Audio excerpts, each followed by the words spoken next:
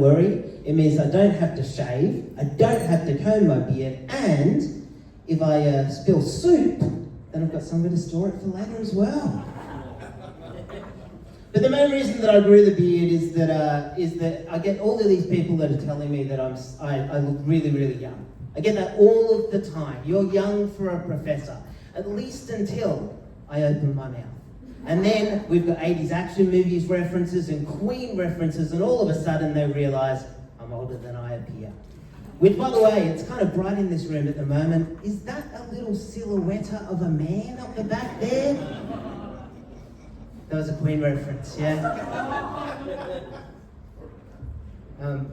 But I know that the beard might have thrown you off, but the other thing I really need to tell you about myself is that I am a super computer nerd.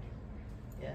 I know, that's really, really surprising that I just told you that I'm a computer nerd because I came out of my cave.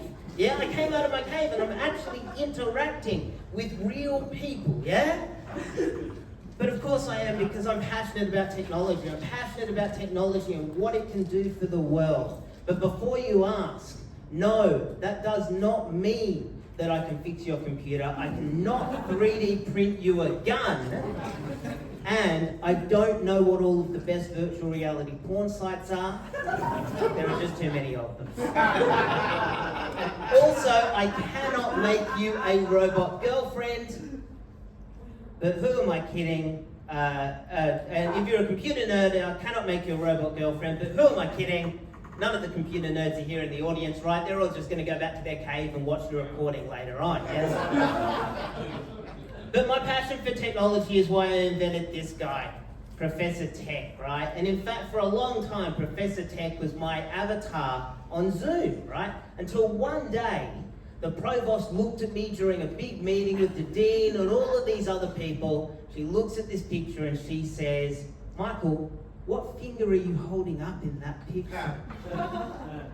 And I changed it pretty quickly, yeah. I changed the logo, and my Zoom changed from then onwards, right?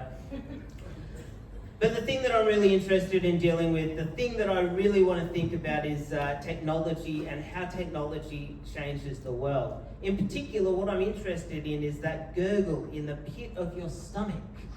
Yeah, that gurgle that we feel, that fear of technology that we have when we work with technology. And I think we all feel that sometimes. And so one of the ways that I do that is that I run some stuff for kids, right? I go out to World Science Festival and I run Professor Tech's Intro to Awesome, presented by the Create Lab by Professor Tech, which on reflection should probably have had a shorter name. But I'm an academic and, we're kind of long-winded. But what I do for Professor Tech is I make kids experience that technology. I get them to come out of their cave, I get them to interact with the world, and I get them to walk the virtual plank as well. Although maybe that's a little bit more for me than it actually is for them. Check out the image of the kid on the right-hand side. He's absolutely terrified. But people really like this, right? People really enjoy this. And after I do this, I always get at least one or two kids that come up to me afterwards. They've left their cave, they're interacting with real people, and they're saying to me, "Hey, how can I do this for a living?" And that's what I'm really interested in interacting with. And that's also why I started to do this work here in digital safety, right? And digital safety is about understanding how kids can interact with the internet safely, how it is that they can interact with the world in a safe manner. And of course, that's something that we're worried about a lot out there in the world at the moment. Partly because kids these days don't really like to do what they're told to do. It's a bit like what you and I used to do when we were kids, right? We used to sneak out the window and wag school, yeah? Okay, maybe just me, right? But of course, what these kids do is they do it online instead. They get onto Discord, they get onto Snapchat, and they make up usernames like Heavenly Angel or, Dead Killer 23, right?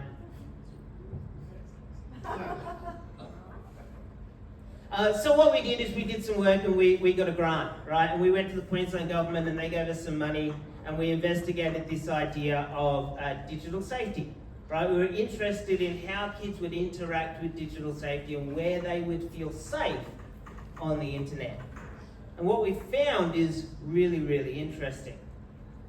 Kids generally felt safe, there we go, when it involved innovation or creativity or problem solving, right? And they also felt safe when the teacher was moderating what they were doing, right? When they felt like somebody was kind of watching what they were doing. Even if their intention was kind of to try and circumvent security all of the time, right? And they said that to us. But, honestly, that happened to me too, right? When I was a kid, I used to go into the library and I'd set up the computer in the library and I'd program it so that it would just show the word "Steve is a dick" on the screen over and over and over and over again, right? And kids these days, they do the same kind of thing, right? Unfortunately, of course, the problem is these days, "Steve is a dick" has images in it. Luckily, I'm not showing you. Yeah, there's kids in the audience. I'm not going to do that, right? But yeah, it's a major problem.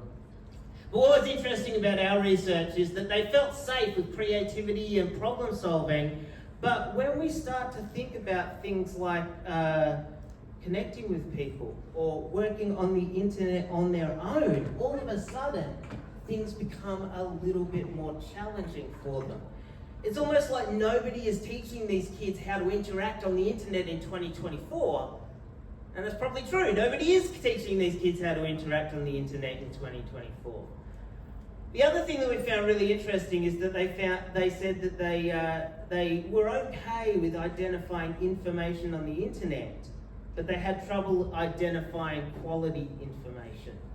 Trying to work out what was good and what was not so good on the internet. And again, if you think about what things are like in 2024, and remember the picture we saw of Donald Trump earlier, maybe that's not so unusual either. And then the bit where it really comes off the rails, and this is the bit that was really interesting to me, is kids these days worry about using the internet to make connections and to build relationships with people. And when students are asked to communicate their emotions and their feelings on the internet, then they don't want to do that. And when you think about it, it's probably not that surprising that that's the case, right? Because things can come back and bite you on the internet.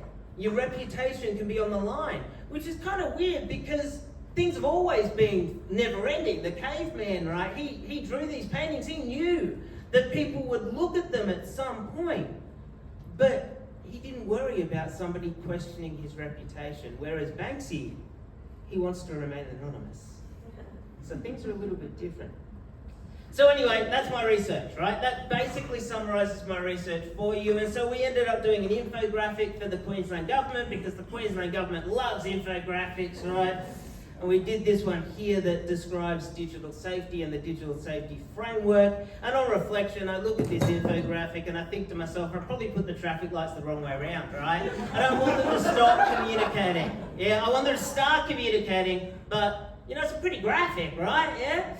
Plus, I'm sure there'll be some sort of driving analogy in there as I go along. And if I change lanes and I speed up, I'm sure you guys will get the hint as we go through it, yeah?